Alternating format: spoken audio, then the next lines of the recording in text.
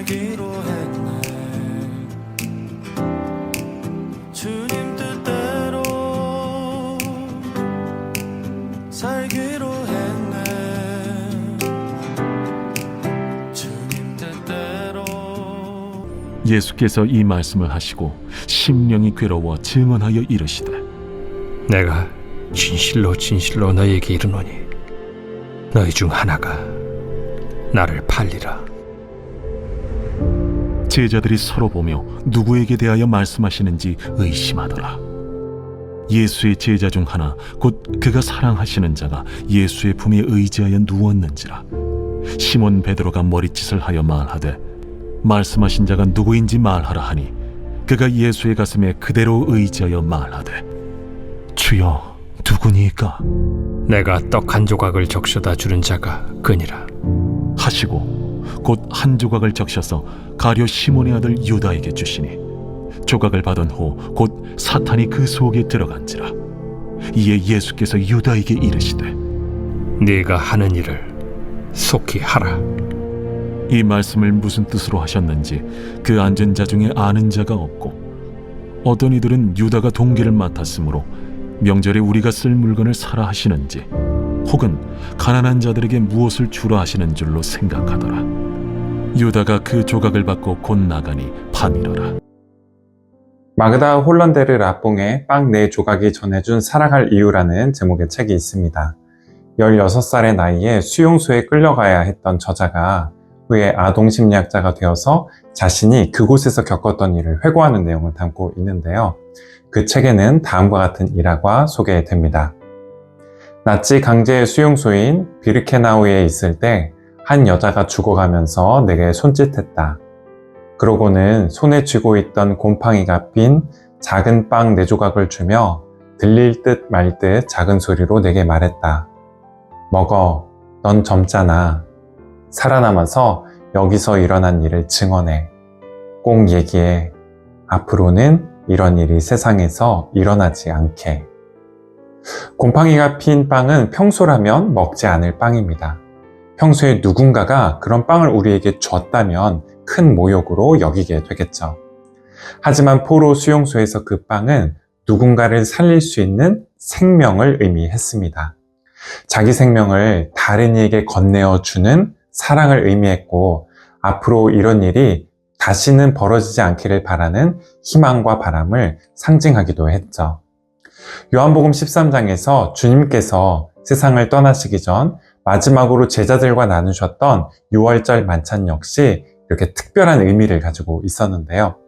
주님께서 제자들에게 건네신 빵은 주님의 살과 몸을, 또 주님께서 제자들에게 건네신 포도주는 주님께서 그들을 위해 흘리실 피를 상징했습니다. 마태복음 26장 26절부터 28절까지의 말씀입니다.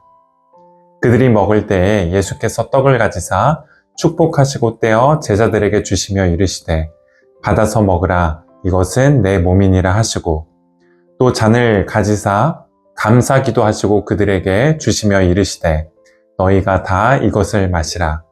이것은 죄사함을 얻게 하려고 많은 사람을 위하여 흘리는 바 나의 피 곧 언약의 피니라.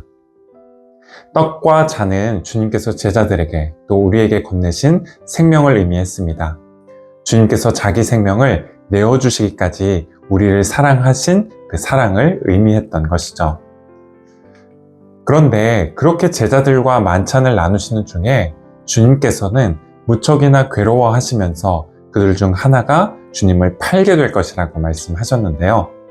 이 같은 말씀은 제자들이 서로를 의심과 경계의 눈초리로 바라보게 만들었습니다. 도대체 누가 예수님을 배신하게 될 것인지 궁금하게 만들었죠. 분위기가 어수선해진 그때 베드로가 만찬 중에 예수님의 품에 의지하여 누워있던 한 제자에게 도대체 누가 주님을 팔려고 하는 것인지 주님께 묻게 하는데요. 그 제자의 질문에 주님께서는 이렇게 말씀하셨습니다. 오늘 본문 26절의 말씀입니다. 예수께서 대답하시되 내가 떡 한 조각을 적셔다 주는 자가 그니라 하시고 곧 한 조각을 적셔서 가롯 시몬의 아들 유다에게 주시니. 주님께서 유다에게 떡을 주신 것은 사실 유다를 나무라거나 정죄하기 위한 행동이 아니셨습니다.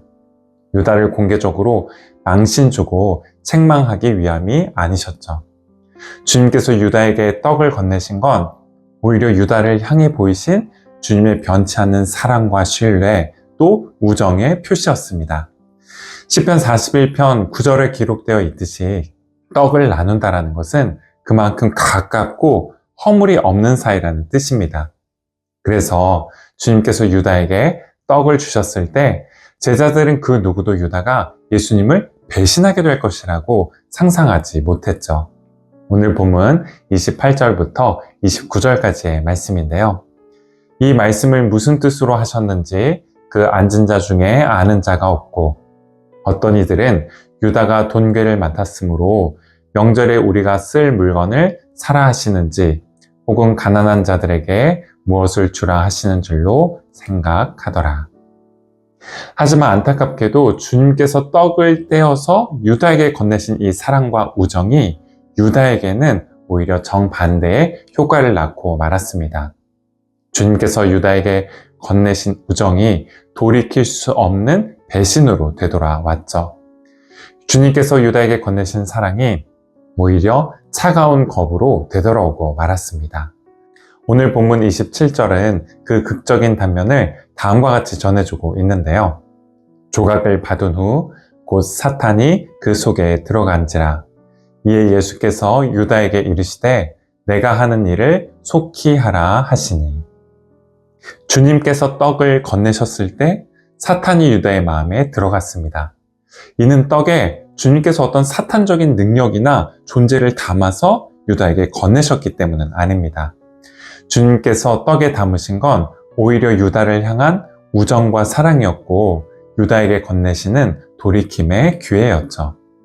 그런데도 유다가 주님께서 건네시는 그 떡을 받고 결정적으로 사탄에 사로잡히게 된 것은 그가 주님께서 건네신 우정과 사랑, 초대에 사탄적으로 반응했기 때문인데요.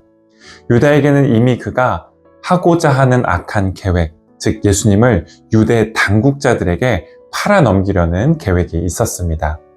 요한복음 13장 2절 말씀입니다. 마귀가 벌써 시몬의 아들 가룟 유다의 마음에 예수를 팔려는 생각을 넣었더라. 예수님께서 떡을 건네시기 전부터 이미 유다는 그의 마음을 마귀에게 내어주고 있었습니다. 점점 더 악이 그 마음 속에서 자라가도록 하고 있었죠. 유다 안에 자리 잡은 악은 역설적이게도 유다가 예수님과 함께 보내는 시간이 많아지면 많아질수록 또 유다가 주님께 받은 사랑이 커지면 커져갈수록 더 깊이 유다의 마음속에 뿌리내렸는데요. 가룟 유다처럼 평소에 우리 마음속에 악이 계속해서 자라게 내버려두면 하나님의 영이 우리 안에 역사하시고 하나님의 사랑이 우리 안에 역사하실 때 점점 더 적극적으로 정하게 됩니다. 은혜에 더 냉담하고 차갑게 반응하고 사랑에 더 큰 증오와 미움으로 반응하게 되고 폭력적으로 반응하게 됩니다. 요한은 이 같은 일이 벌어지는 까닭을 요한복음 1장 5절에서 빛이 비추었으나 어둠이 이를 깨닫지 못했기 때문이라고 밝히고 있는데요. 빛이 비추는 걸 막기 위해 더 큰 어둠을 만들어내고 빛을 피해서 더 짙은 어둠 속으로 달아나기 때문이라고 밝히고 있습니다. 결국 오늘 본문은 다음과 같은 말씀으로 끝이 나게 되는데요. 유다가 그 조각을 받고 곧 나가니 밤이러라. 주님께서는 떡에 유다를 향한 사랑과 신뢰, 우정을 담아서 건네셨습니다. 유다를 향해 은혜의 빛, 사랑과 용서의 빛, 자비의 빛을 비추어 주셨던 것이죠. 하지만 유다는 그 빛 대신 어둠을 선택했습니다. 빛 대신 주님 곁을 떠나서 더 깊은 어둠 속으로 나아가기로 선택했죠. 그렇게 완전히 밤의 자녀가 된 유다는 요한복음 18장에서 군대와 대제사장들과 바리새인들에게서 얻은 아랫사람들을 데리고 등과 횃불과 무기를 가지고 한밤중에 마지막으로 주님을 다시 찾게 됩니다. 유다와 같은 상황에 처할 때 여러분은 어떤 선택을 하시겠습니까? 사랑과 신뢰, 우정의 빛이 여러분을 비춰올 때 여러분은 어떤 선택을 하시겠습니까? 우리의 무지와 어리석음을 밝힐 지혜의 빛, 또 이해의 빛이 비춰오고 우리의 부끄러움과 잘못, 또 죄를 밝힐 자비와 연민의 빛이 비춰올 때 여러분은 어떤 선택을 하시겠습니까? 함께 기도하시겠습니다. 이 세상을 창조하시고 밝히시는 빛으로 오신 주님, 주님께서 저희에게 사랑과 용서의 빛, 자비의 빛을 비추어 주시고 지혜의 빛을 비추어 주실 때 그 빛을 피해 더 큰 어둠으로 달아나지 않도록 주님 저희를 지켜주시기를 간구합니다. 혹 이제까지 저희의 생각과 뜻, 말과 행실이 어둠 속에 속해 있었다고 하더라도 주님께서 비추시는 사랑을 향해 한 걸음 한 걸음씩 더욱더 가까워 갈 수 있는 저희가 되게 해 주옵소서.